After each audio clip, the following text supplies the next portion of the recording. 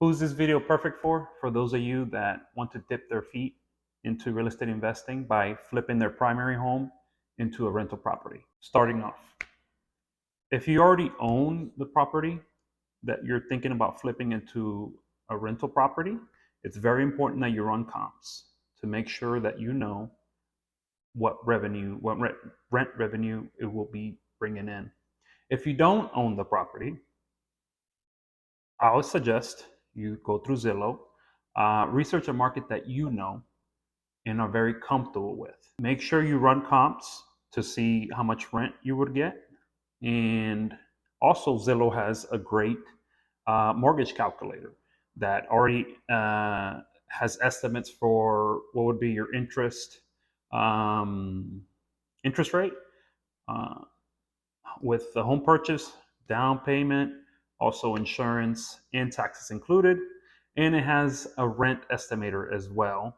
Um, I tend not to rely too much on that, but it gives you a good view about how much. Obviously, you want that rent to be higher than your mortgage payment. For example, if the mortgage payment is 1,500 and your rent payment that you can bring in is 2,000, then you would cash flow $500 based on that. That's a smart way to do it. I do not recommend you get a home that you can rent for 2,000 and your mortgage payment is 2,000.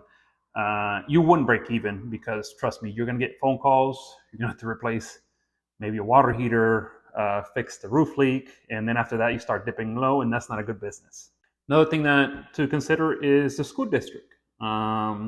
The property I own currently has a phenomenal school district, and it brings in more rent because obviously more families want to have higher school rating and live near high school rating.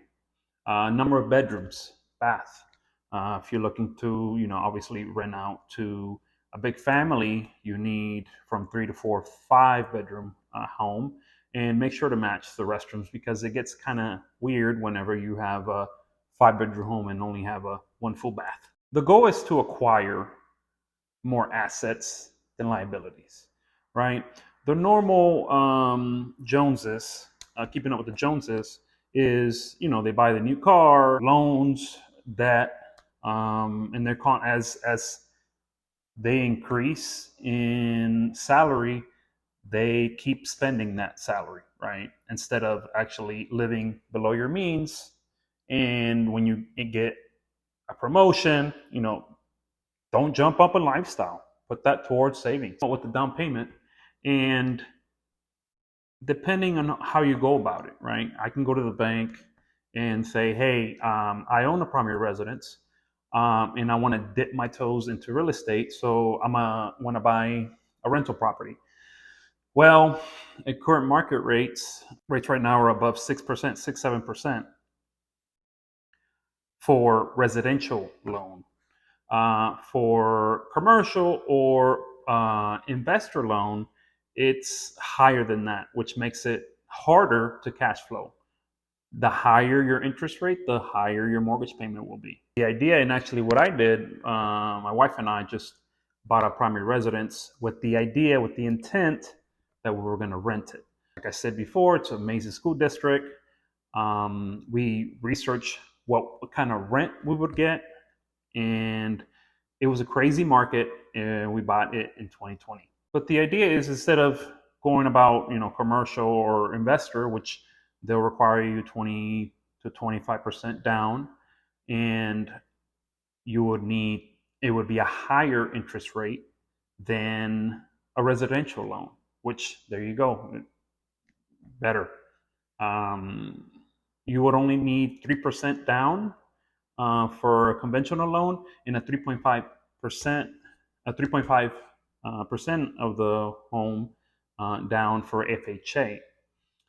And then that leaves little amounts for you to dip your toes into it, right? Great thing is you get to live in it for a year. That's the standard. You won't be able to rent it right away. You will need to live in it for a year. But the great thing is, you can come up with ideas to see what needs to be fixed. A couple updates you can do. What ideas? What other things you can add?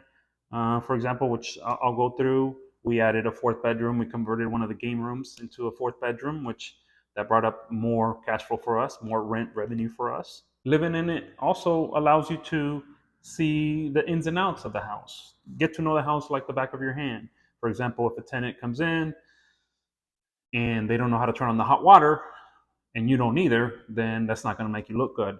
But if you live it for a year, you'll know everything about the house, how to turn on the stove, um, how to turn on the hot water, where's the water shut off valve, et cetera, et cetera. And then after a year, you can rent it. And guess what?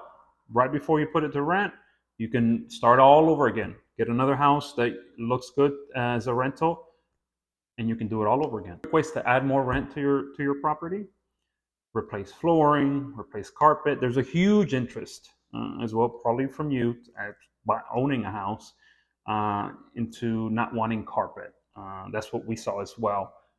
Prospecting tenant was between two houses.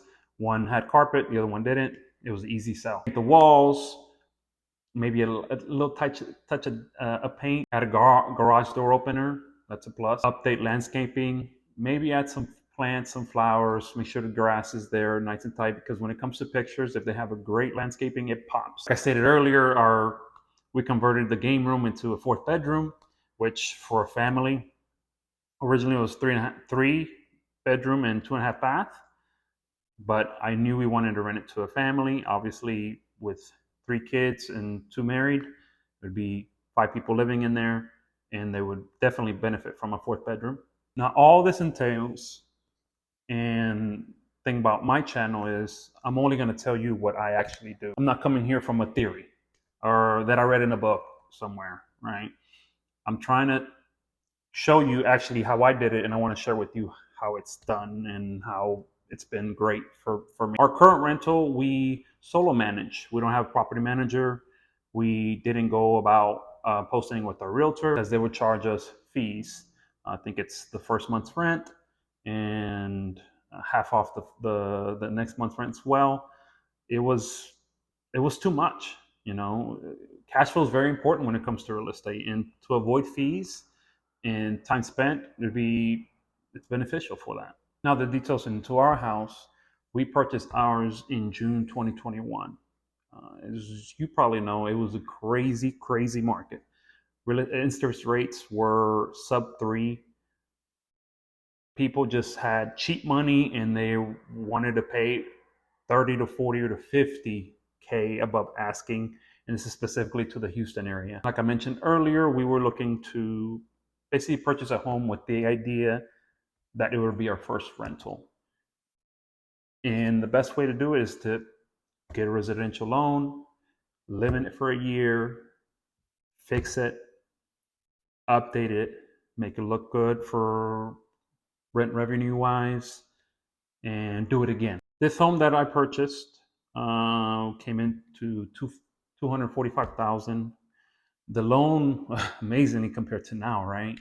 It was 3.125. For us to be competitive during that time, which I don't think you need to do that now, we needed to put down a hefty amount. Luckily, the seller knew about how crazy the market was and how a bunch of investors were buying it as rental properties.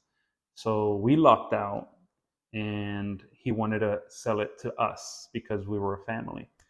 Again, the idea was we were going to live in it for a year, so it was going to be our primary residence for a year. We put $100,000 down. We got it under contract. We did the inspection. Everything came out great. We bought the house, and we knew there were some updates that needed to happen. There's a weird color in the walls. The cabinets were all wood color, needed to update. They look old. The cabinet spaces is amazing. There's a bunch of cabinet spaces there, but the color definitely needed to change. Needed to paint the house.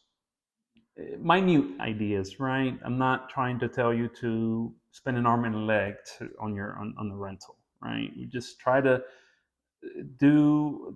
spend little amount that will bring you more bang for your buck. The loan details of the mortgage was going to be 1,222. Comparables, the rents was about 2,200 projected. So there in all, it's a great school district. Our realtor confirmed that she would think that it would be a great rental, and we can get 2,200 in rent. So it would be $1,000 of cash flow. Now I'm more comfortable. The higher, the better. The lowest I think I would want to go, especially now because I'm a newbie, $500. Anything less than that would be too little because anything can go wrong. You replace a water heater or you replace AC unit, and there you go, 3 to 5 grand gone, and it eats your cash flow for the year, and then you're going to be in the red. This is a business to make sure to make money. The updates that we did, as I mentioned, didn't cost us an arm and a leg, and thank goodness for YouTube. We converted our game room, which is upstairs, into a fourth bedroom. I just built a wall, enclosing it, added a wall. Thank goodness for YouTube because I'm not handy, but I'm getting better at it. The reason we added a wall is because we ran comps again, right? Is it worth it? Is it worth it to add a wall? And based on my comps that I ran in Zillow, 4 bedroom was bringing in $230. I say, and thank goodness I built the wall myself. In all, I had to buy new tools. It's my first big project that I did, and I stated, hey, I can try. I'll look at tutorials and see if I can do it or not. And if I get stuck, hey, I can always call somebody, just be like, hey, come finish it for me, please. I thought I could, but I couldn't. And then they'll pick up from there. But the important thing is I wanted to try to do it. Stated earlier, the cabinets, there's a lot of cabinets here, and they had a really old look, old color, and we wanted our rental to pop. This property was built in 2002, and so it needed some updates. We sanded the cabinets down, and then my wife got an idea to paint them white, make the kitchen pop more. Also, we also needed to paint the whole house inside. The fireplace had an ugly yellow color for some reason, and we realized that actually that was the original color of the house, because whenever we moved the fridge, there was some yellow in the back. So we painted the whole house light gray. Most rentals are white, but we were thinking we just want to be able to just paint once and maybe go 2-3 years of not having to paint. And I feel white can make things dirty and make it look very dirty to where we would have to paint again. So I wanted to do all this without having to constantly do updates. We did this simultaneously while we were looking to move closer to the city. So while we were looking for a house closer to the downtown area, we were advertising the home in Zillow Property Manager.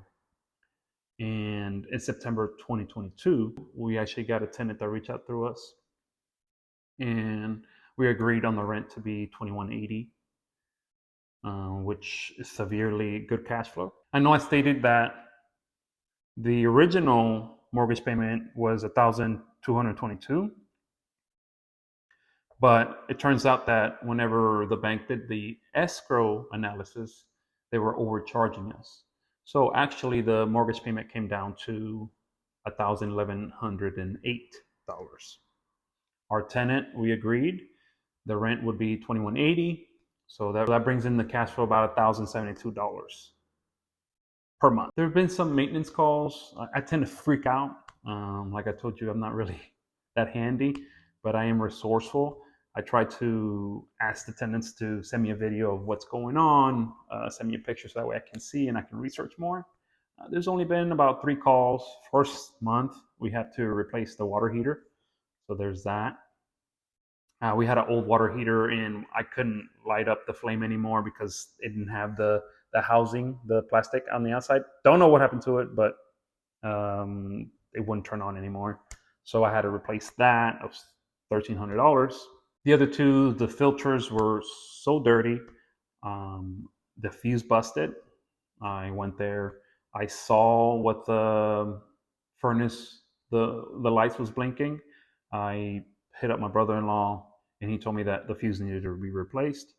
And I found out the reason why is because the air filters were very, very dirty and needed to be swapped out. So that was the easy fix. The third call, there was a yard guy that came out and he cut the thermostat wires out in the AC unit outside. I researched how to connect them, and luckily I had Waggles, and I just basically plug and play, connected them, and hit it underneath.